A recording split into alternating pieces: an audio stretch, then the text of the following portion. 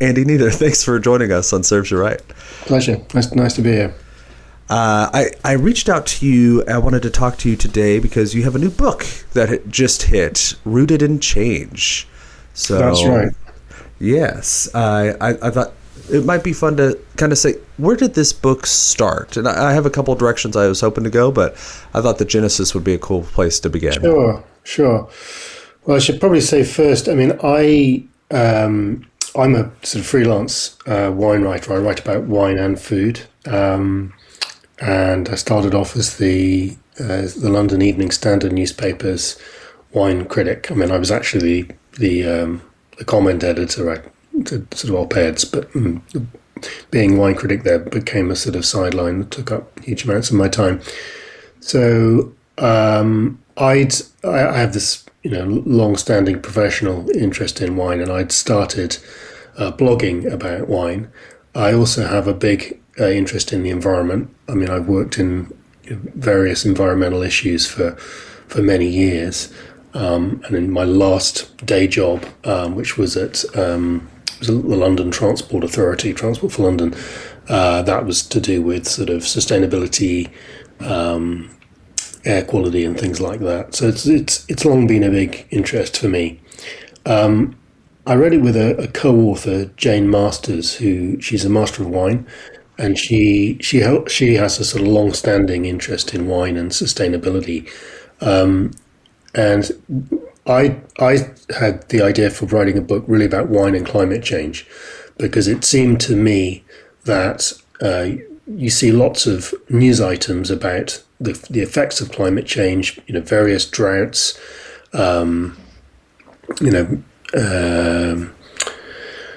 extreme weather, for sure. Yeah, extreme weather. I mean, there's sort of hail and frosts in France and other places, and I couldn't really see anything out there pulling it all together.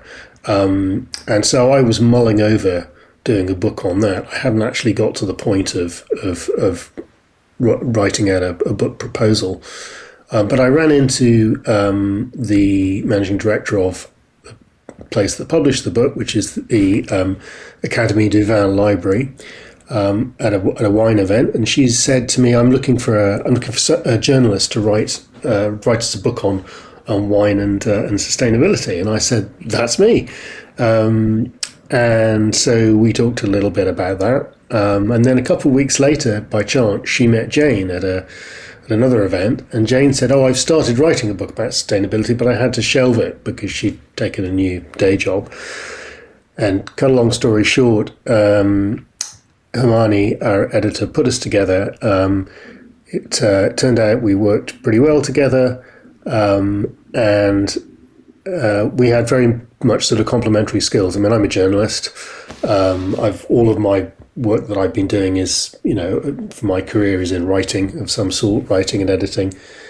Jane is much more scientifically minded than me. That's her training as a scientist. And so what she had written so far, I guess we probably had about half a book's worth at that point. What there was there.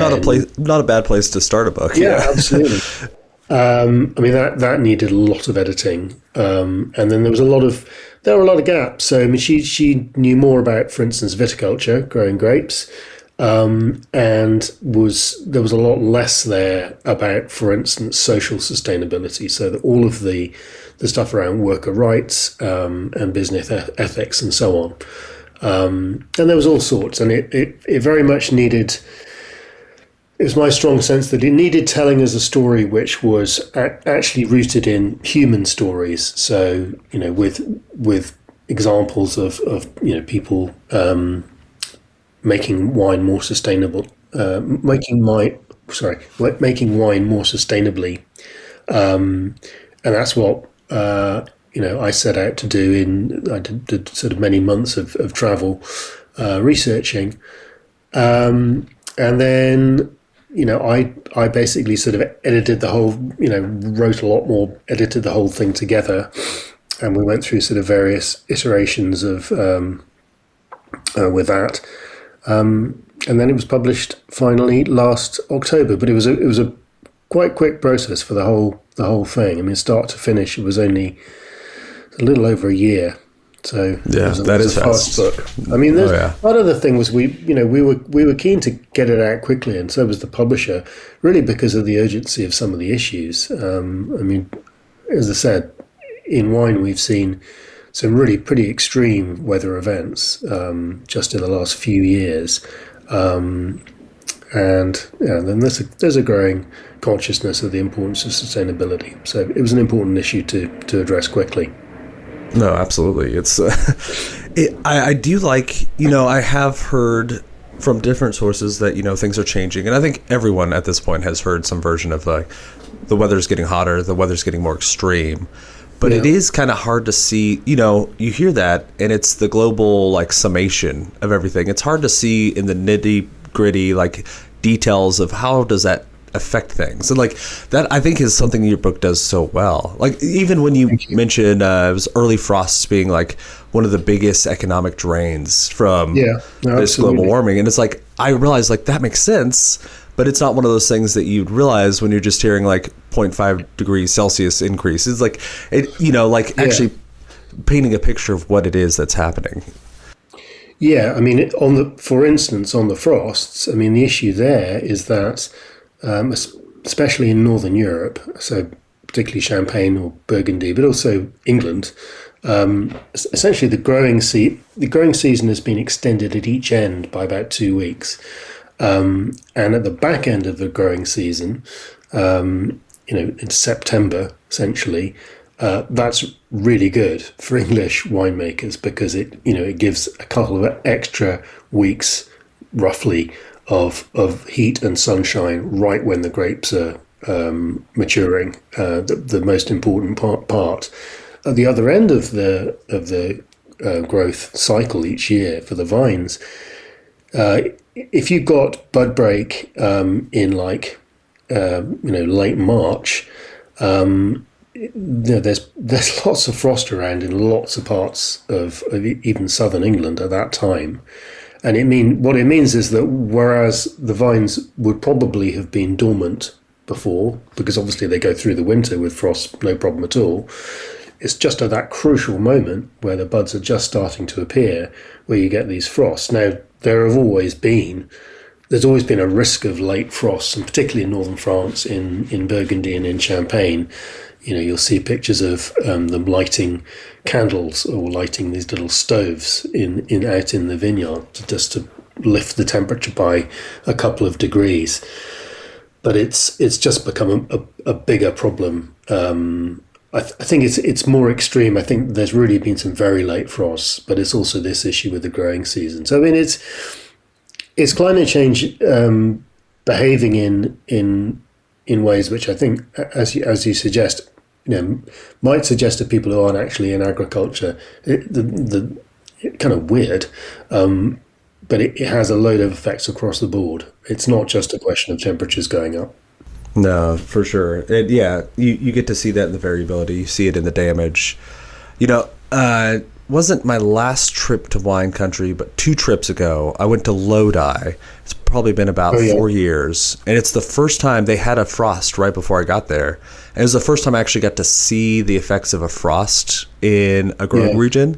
And it just, it didn't hit everything evenly. It was like in the valley, which I've heard is kind of, it makes sense. The cold air kind of hangs out down there. But it just looked like a stream of like death through like this little valley. And it's like, I can only imagine if those are my vines, like that is that year kind of, wipe your hands of those vines and try again. Absolutely. Yeah. I do think you, I'm sorry. No, go ahead. Oh, I do think you point to this in the book, but I thought it would be a fun point to explore with you. I feel like wine is such an interesting, I think you call it the canary in the coal mine, but it is such a strange agricultural product that I think it is a really good one to look at from the lens of sustainability.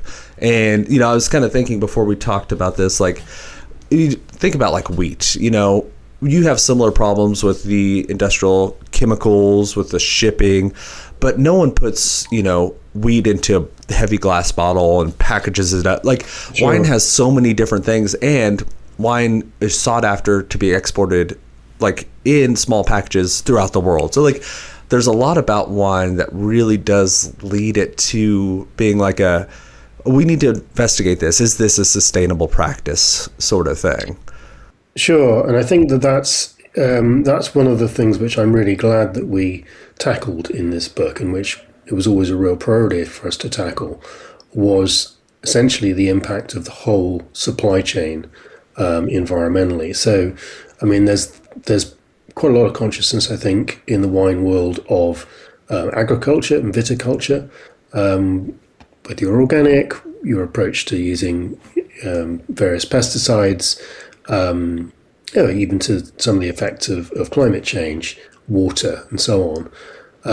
But in actual fact, around 40% on average of the carbon footprint of a bottle of wine is just the glass in the bottle. Which blew my mind. What made sense. It makes sense, but yeah. So it really makes no sense to be looking in great detail at your carbon emissions in the winery and whether how much it's offset by carbon sequestered in the vines and their roots and so on, if at the same time you're using heavy bottles and there's this massive embedded carbon in your project, in your product. Mm-hmm. Yeah. I do hope we can touch on it, and I wanted to actually quote it because I wanted to get it correctly. One thing that I've always struggled with, because when I went out to Lodi, they're very, very, very excited about and very proud, for obvious reasons, Lodi rules, like the sustainability pushes they've done in the past and the sequential, like continual improvement kind of programs. Yeah. But on that trip, they asked us if we could define sustainability. And I remember that's the first time anyone has asked me, and I struggled at it. And you included the UN's definition from 1987. Yeah. I thought that was a really good one. Let me see it here. Meeting the needs of the present without compromising the ability of future generations to meet their own needs. Right. I wonder, I don't think you addressed it, but do you agree with that definition? Has that definition broadened for you in writing this book? No, I think it's a really good definition. Just to put the thing in a nutshell, part of the whole challenge in terms of addressing sustainability or writing about it is that it is complicated. Everything's related to everything else. Everything has an effect on everything else. So I think just to have a quite succinct definition like that is a good starting point. Yeah, because it was one of the things that I heard from Alice Firing, and it stuck with me, that she worked on this project where she got to take some grapes from a farmer and make her own wine, but she didn't go full natural when she did it, because one of the things she kept saying was sustainability also does mean sustainability for the farmer. And so if you can't continue to produce the grapes, there's almost a bigger knock-on effect for social, like everyone else loses their job, and maybe Absolutely. this land, and there's this is something which people said to me, particularly when I was visiting South Africa. Bruce Jarrett, for instance, said to me, that's the number one sustainability concern for us is financial sustainability, and he and a number of South African producers also had this very distinct sense that they were responsible for 20 or 40 or 60 people's livelihood, which in a society like South Africa is a big deal. They talked about that in ways that I don't think I've ever heard a winemaker in the developed world conceptualize it. So yeah, the whole thing has to be viable, otherwise it's a waste of time. Yeah. I think it was South Africa where you also had a winemaker who planned for 1 in 4 vintages to kind of like not come to bear, just to make sure they could still grow things naturally, if I remember correctly. Yeah, that's right. That was that's Radford Dale, and they're certified organic and sort of standard bearers for organics in South Africa. I think that's probably if not a pessimistic view, then certainly it's a sort of prudent view. Extreme might be another word for it. Yeah. I'm sorry to interrupt. This will be fast, I promise. Please take a moment and leave a comment on the show. It really would mean the world to me. Let me know what you're thinking. Let me know what we're doing well and what we could improve on. I'd love to hear from you all.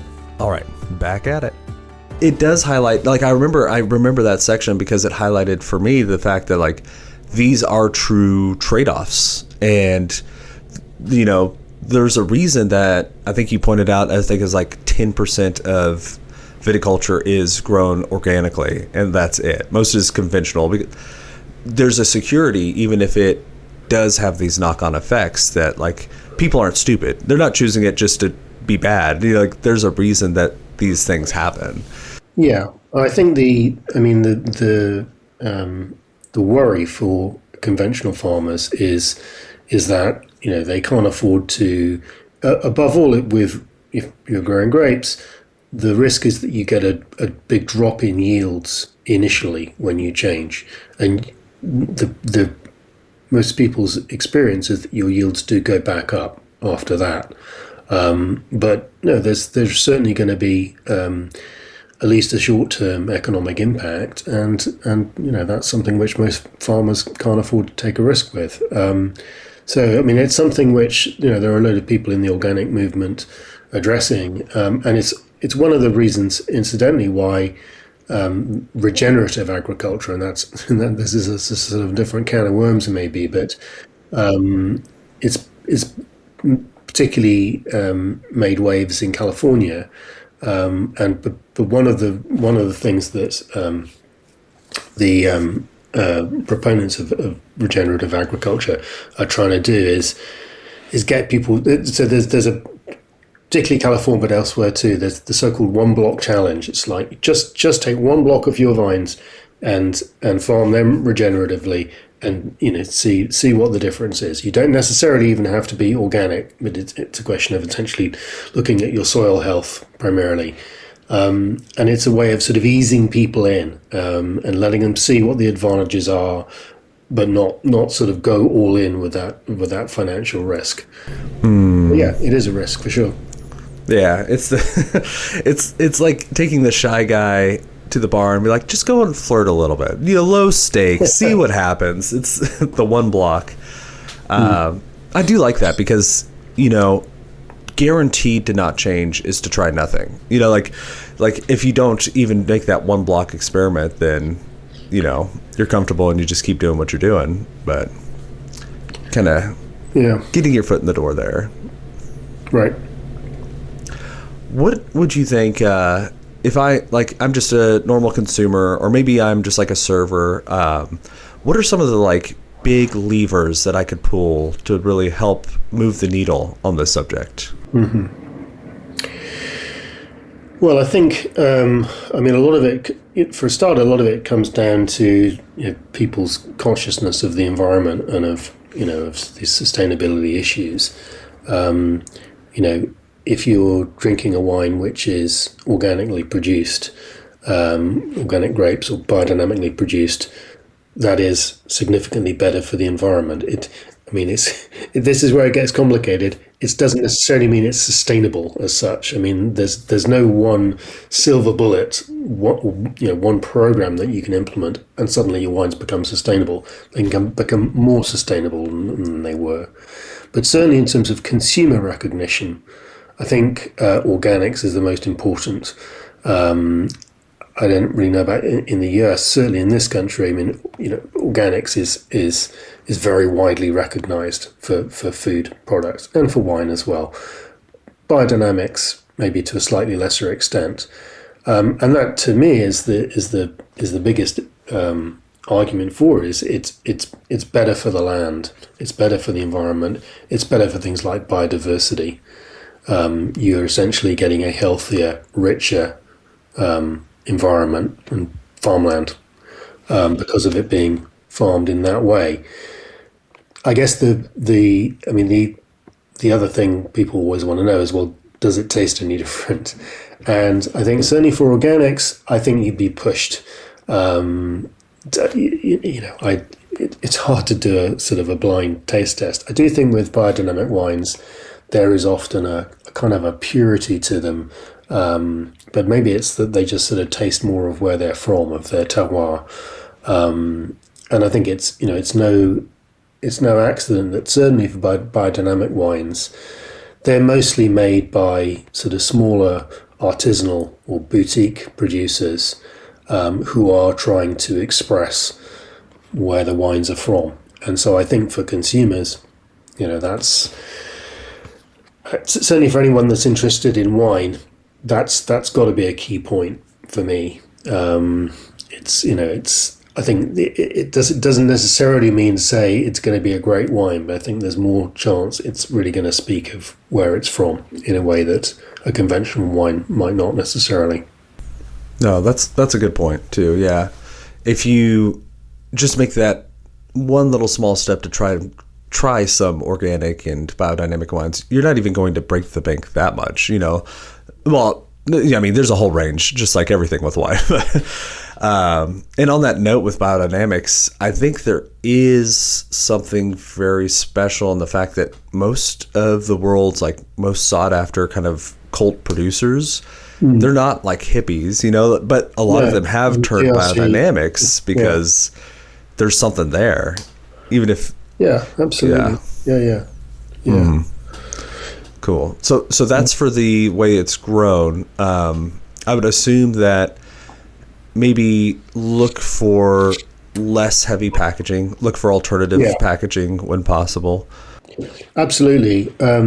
So with the bottles, I mean, and you can tell the difference is immediately obvious.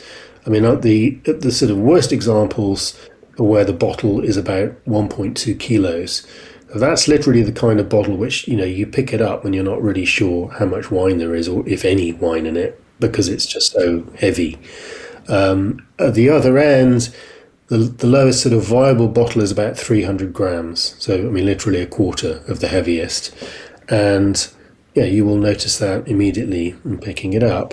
The average weight for Bordeaux bottles and probably similar, some comparable Californian wines is sort of 500 to 550 grams. But it's possible to save on that. And so, I mean, for the point of view of consumers, I think it's you can't tell. I mean, I can probably guess to within 100 grams how much a bottle of wine weighs, but that's just because I've just been doing a lot about it. But I mean, if you come across a sort of egregiously heavy bottle, I would absolutely avoid that because it's totally unnecessary. It's just some sort of marketing statement. And it's incredibly wasteful. Yeah, I mean, it's kind of like these days, if you buy a newer car, it's going to be electric or pretty gas efficient. There's still a few cars that guzzle gas. So like if you would just avoid the far end, like the really extreme, egregious examples, you should be safer, kind of thing. Yeah. Generally. And I mean, I would say. I mean, on the bottle weights thing, it's quite a lot of aspects of sustainability. In a way, it's more to do with importers and retailers than it is to do with consumers. So, they're the ones the importers, who have all of this information in front of them, because, bottle weights are not marked on any bottles. And they're the ones who can exert the pressure. And in exactly the same way as, for instance, there's been pressure on, above all, the South African wine industry to improve labour standards, which were appalling, at the time of the fall of apartheid. One of the major factors in forcing change, there's been a lot of pressure within South Africa as well, but there's been pressure from Northern European supermarkets, British supermarkets, and particularly the Scandinavian alcohol monopolies, and it makes a difference. So now 2/3 of South African producers are signed up to quite a rigorous monitoring system for workers' rights and conditions and housing and so on. And in the same way, bottles, if if importers and big supermarkets make clear to wine producers that they want them to cut the weight of the bottles, they will. And you get these enormous carbon savings effectively, and that's exactly what's happening in this country. I mean, just to give you the example, there's a group called the Sustainable Wine Round Table, which is very good at addressing all these sorts of issues. They have hammered out this thing called the bottle weight accord. This is with I know Whole Foods in the US. Part of it, a couple of the big British supermarkets, Tesco and Waitrose. There's also some big wine companies, Conchi Toro, who are the largest Chilean producer, and some importers as well. They've all agreed that their average bottle weight by the end of this year will be no more than 425 grams, and that's quite a substantial cut. And I mean, if you're talking about an enormous producer like Conchi Toro, I mean, it's a very significant carbon savings. So I mean, it can be done, but it's more at the level of importers and retailers than customers sort of weighing the bottle in their hands and empty the bottle, weigh it. This is unacceptable. No, that's cool. That is cool. Concho Toro, good for them. That's a big producer. That's going to be a lot of saved glass. Yeah. No, because I'm wondering too, because it is nice to kind of think, oh, that's not all on me, but I'm in the restaurant industry and I'm no longer a server. I'm in the management position. I think there probably is an analogous kind of responsibility. Maybe you're not an importer, but actually, as I say this, I don't know how the distribution works in the UK as I think about it, but at least here we have two kind of behemoths, RNDC and Southern. And RNDC is kind of falling apart, but they're the kind of like industrial, 80% goes through them. But you can also, go through some of the smaller distributors, because they're going to be the ones that are looking for the people that are doing the sustainability push, the lighter bottles. So you can, broaden your importer portfolio. I think anywhere in the industry that has buying power, if you're even just one restaurant, but obviously a restaurant group, absolutely you have buying power. And if you let distributors know that that's what you want to see more of, then they will respond ultimately. I mean, it is very different in this country. I mean, essentially the importing system is a lot simpler here because this sort of where you have to have wholesalers in the US. It's a very odd. We never had our very, very complicated relationship with alcohol. We went through a little breakup, but we got back together, kind of thing. In the UK, you can import and sell wine. I mean, there's no problem. So big British supermarkets, for instance, they import it, they sell it. I like the way that you were saying that. I'm going to say it back in the way I heard it, and I really love, like, every bottle of wine you buy casts a vote for some sort of future you want, whether or not you realize it. Yes, absolutely. Yeah. Absolutely. And I'm quite realistic enough to know that, your choice of one bottle of wine doesn't on its own make any difference. But no, I mean, consumer choices do make a difference. And the organic movement is an obvious example of that. I am glad that you brought up labor in the industry, because I think that is a touchy subject that we should at least talk a little bit about. You mentioned South Africa, and I don't think this is any one country. You have the story about the people getting busted in Champagne for the living conditions. I'm in America, and I can only imagine some of the situations that a lot of the migrant workers get into. Just sure. Do you think it's that wine, because of its very weird growing conditions, is just that difficult? Or can you talk about that a little bit, I guess? Well, I think in general, I mean, there's a problem in a lot of advanced industrial economies where people have moved off the land and agriculture has become more mechanized. There are much smaller labor needs, but where in general far fewer people want to work on the land than did before. And it's interesting, I heard this complaint from winemakers around the world. In Greece, which is, Greeks are quite highly qualified. There's sort of high numbers of them go to university and they say, oh, people don't want to work the land.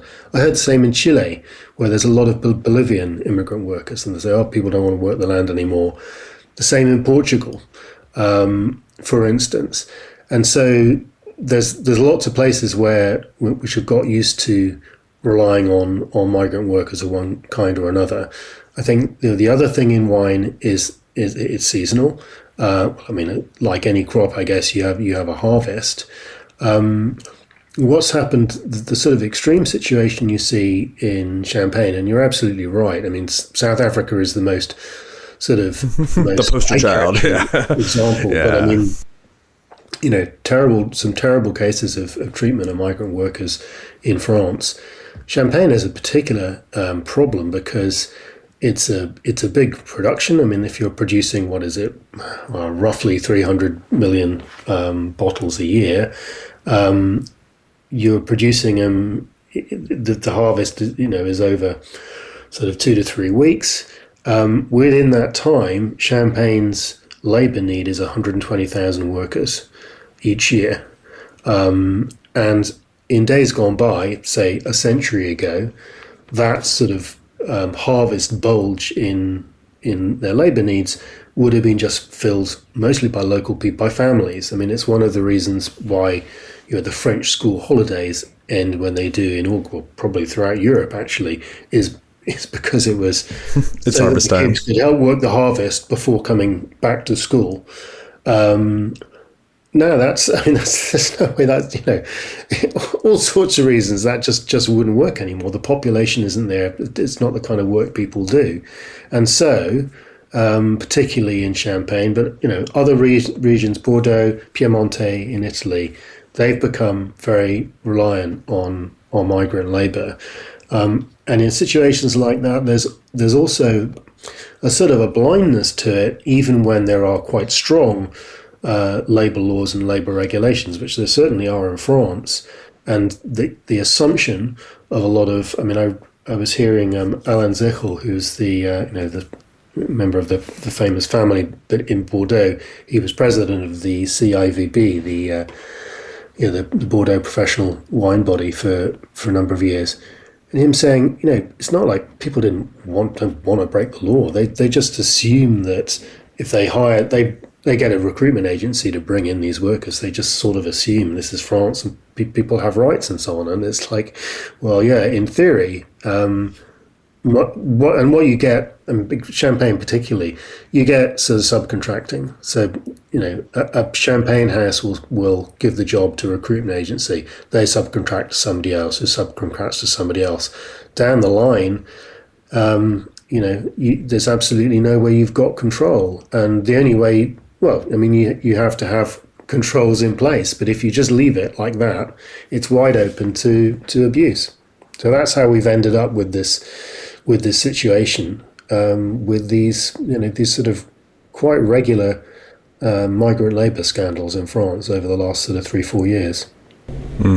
Yeah, it's interesting because I never think about the labor situation and like the legal protections of people overseas, just because I live with it every day. I just you don't wake up and think like, I wonder how it goes in Hungary, but yeah. We have exactly the same thing and the same issues here. 1099 employees versus W-2 is what we call them here. And the IRS cracks down on people all the time who try to cut corners and do subcontracting when they're really an actual employee. Like it really is just the same drive everywhere, I think. And and it's obviously it's trying to cut costs.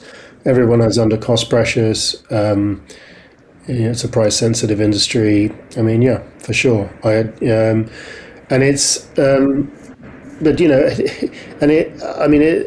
Dealing with this stuff. In a sense, it's this. I guess it's almost this boring kind of regulation stuff, and like a lot of sustainability, it involves quite a lot of box ticking. But that's how you impose standards, basically, or you make sure that best practice and what the companies doing it right. You make sure that how they're doing it becomes the norm. I mean, the other British example I would single out is the Wine Society, which, I mean, the Wine Society is essentially a mail order company, but it's been around for over a century, 150 years odd, and it's a non-profit, but it's a great selection and so on.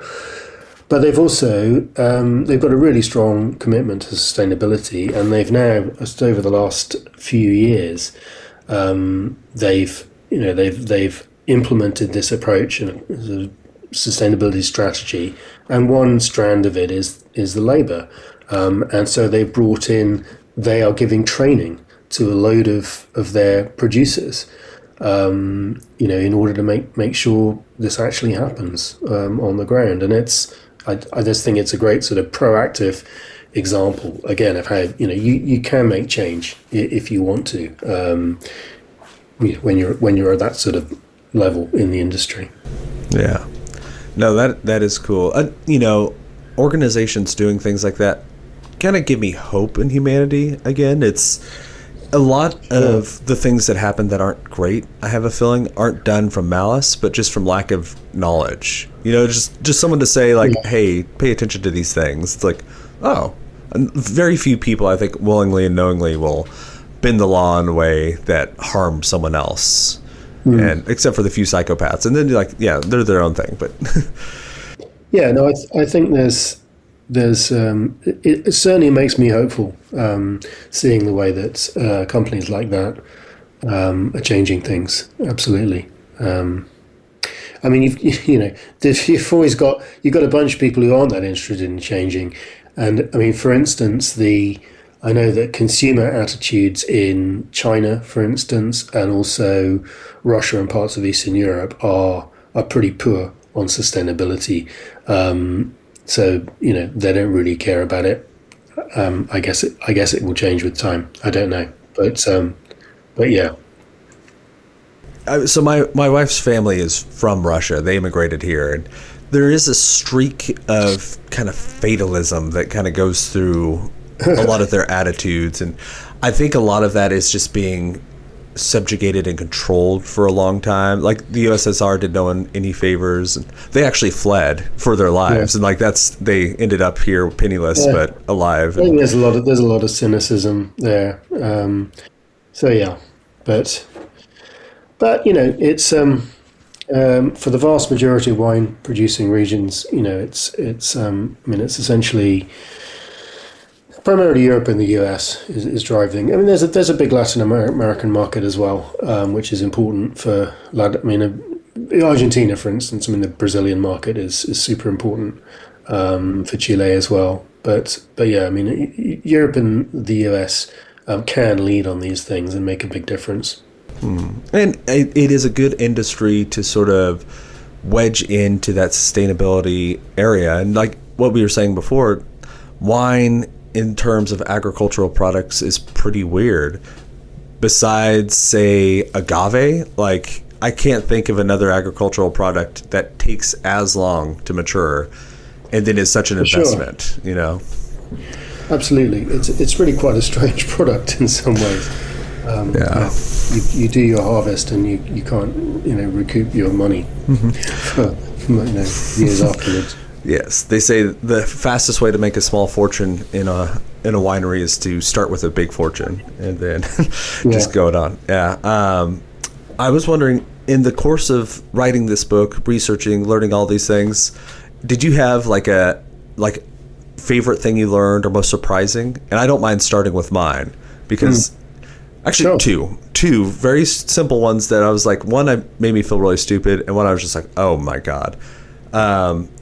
It never occurred to me that the CO2 off of fermentation was adding to the carbon footprint.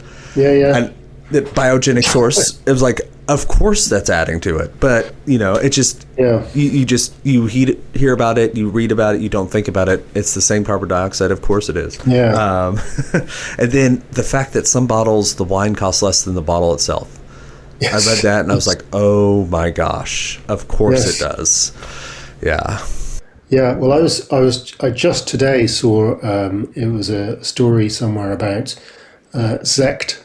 Sparkling wine production in Germany, and it was pointing out that the cheapest bottles in the German supermarket were something like €2.70, and it meant that the cost of the wine was, I don't know, €1.70. So in that case, because you're dealing with a reinforced bottle to deal with sparkling wine, it probably has to be more than the wine. Yeah.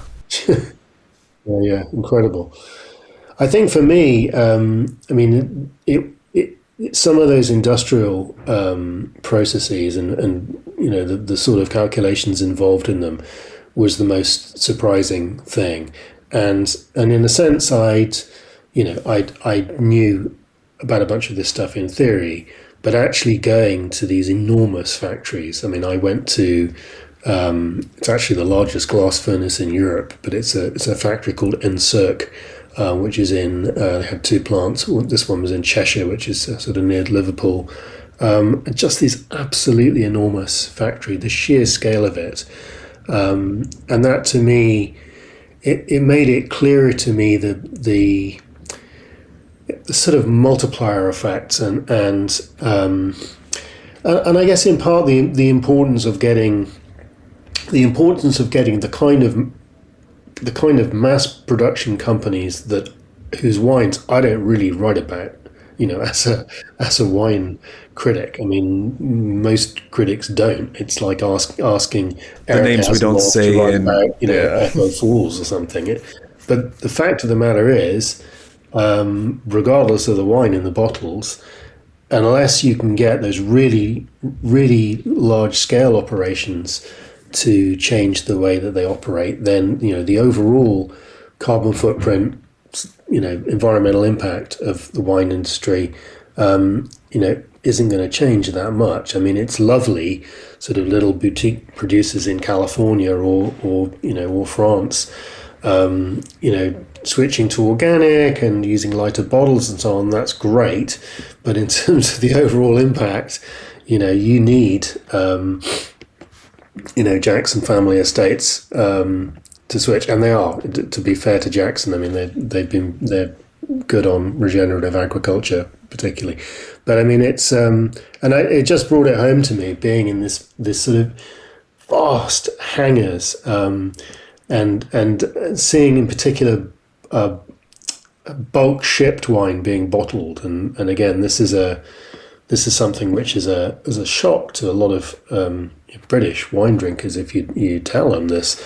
I mean, it's a sort of at least 40% of the wine sold in this country is bottled here, and it's 18 of the top 20 brands, and some of these very big brands coming off the production line at Encirc and at another bottling plant I was at, and then that raises, there's all of these complicated questions about sustainability, because it's better to ship it in bulk like that.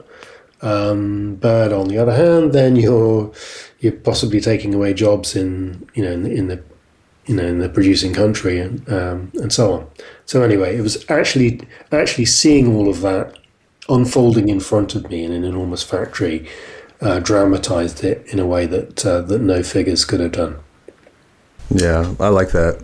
That was a really cool section, and I like how you kind of point to that. Like, there are no really simple answers. Bottle it here, you take away the jobs there. There's always a give and take. Yeah. I do. What I really enjoyed about the book, it wasn't just a one-note tale, and like, it clearly has a point of view. Sustainability, if we're going to be on this planet, hopefully, fingers crossed, for more than 20, 40 years from now, we should probably start looking at these things. But it's not a facile like description. You don't just paint over the problems, because there are always costs, and the big factory there also employs people, and that is also part of the economy there too. And there's that, yeah.